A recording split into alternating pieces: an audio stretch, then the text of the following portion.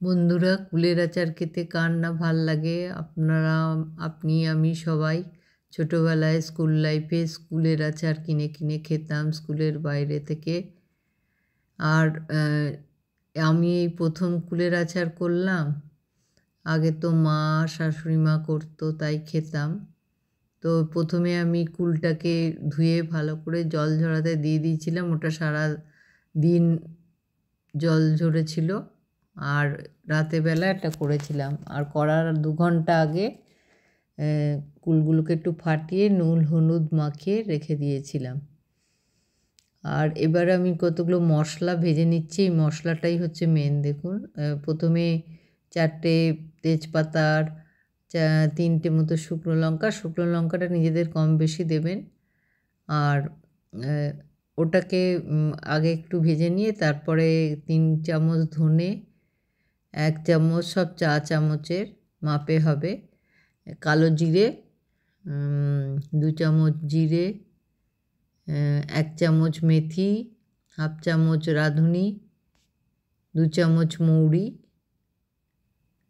এগুলো মিশিয়ে তারপরে ভেজে নেব শুকনো খোলায়। আগে একটু তেজপাতা আর শুকনো লঙ্কা ভেজে নেওয়ার পরে ওইগুলো ভাজবো। নিয়ে ঠান্ডা হলে মিক্সার জারে গুঁড়ো করে নেব। আর এবার ওই যে ফাটানো লঙ্কা ইয়েগুলো দিয়েছিলাম, কুলগুলো রেখেছিলাম, সেগুলো 4 টেবিল চামচ সর্ষের তেল দিলাম।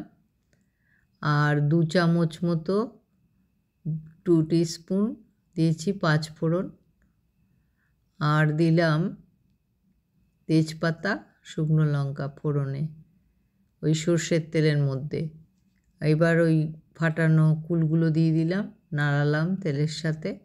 আর এদিকে আরেকটা পাত্রে বা আরেকটা কড়াইয়ে অল্প জল দিয়ে গুড় দিলাম। আমার 850 মতো কুল ছিল, পাকা কুল। তা গুড় দিয়েছি আমি 700 মতো। তো এবার ওই জলে না দিলে গুড়টা পুড়ে যাবে সঙ্গে সঙ্গে। তাই জলে দিয়ে যখন ফুটে উঠলো গুড়টা ভালোভাবে, দেখালাম যে দেখুন এই পাত্রে ফুটে উঠলো ভালোভাবে। যখন গুড়টা ফুটে আসবে তখন ওই কড়াইয়ে যেটা কুলগুলো ভাজলাম গুড়টা দিয়ে দেব। এবার দেখুন গুড়টা দিয়ে দিয়েছি। তো গুড়টা দেওয়ার পর যখন ফুটে উঠলো, কুলগুলো ফুটে উঠবে, তখন লবণ দিলাম। আমি আগে প্রথমে মাখানোর সময় এমনি লবণ দিয়েছিলাম, তারপরে বিট লবণ দিয়েছি। দিয়ে এবার নাড়াবো। এই যে দেখুন আস্তে আস্তে পরিমাণটা কমে আসছে আর কুলের রঙটাও পরিবর্তন হয়ে যাচ্ছে। আর একটু কালচে কালচে ভাব এসে যাচ্ছে। গুড়ে পুরো কুলটাকে ফোটাতে হবে, খুব ভালো করে ফোটাতে হবে। আস্তে আস্তে দেখবেন রস রস ভাবটা কমে আসছে, মাখা মাখা হয়ে যাচ্ছে এবং আয়তনেও পরিমাণেও কমে যাচ্ছে। এই যে কমে গেছে। আর মাঝখানে মশলা দিয়ে দেবো, যে গুঁড়ো মশলাটা করে রেখেছিলাম সেটা দিয়ে দেবো।